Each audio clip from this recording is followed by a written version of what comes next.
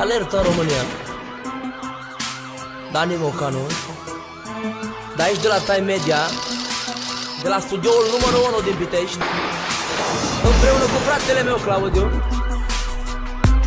facem piesa asta pentru toți prietenii mei, pentru toți interlopii României, din Timișoara, din Arad, din București, din Pitești, din Craiova. Pentru voi. Cu afaceri ilegale mă ocup și fac mulți bani. Sunt urmărit non-stop de garbe și de dușmani. Că produc sume într-o noapte cât fac ei toți la un loc. Din afaceri ilegale n-am să mă retrag deloc. Cu afaceri ilegale mă ocup și fac mulți bani. Sunt urmărit non-stop de garbe și de dușmani. Că produc sume într-o noapte cât fac ei toți la un loc. Din afaceri ilegale n-am să mă retrag deloc.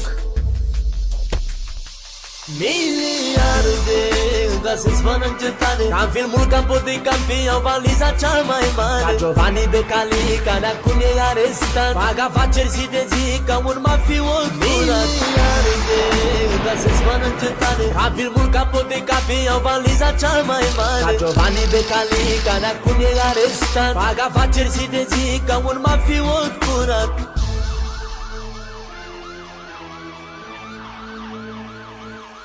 A intrat garda în alertă, nu mai stă în secție și se plimbă zi de zi să mă vadă pe mine. Să mă prindă nu au cum, că sunt mai creier ca ei. Poate doar să facem poze să-i consider fanile. A intrat garda în alertă, nu mai stă în secție și se plimbă zi de zi să mă vadă pe mine. Să mă prindă nu au cum, că sunt mai creier ca ei. Poate doar să facem poze să-i consider fanile.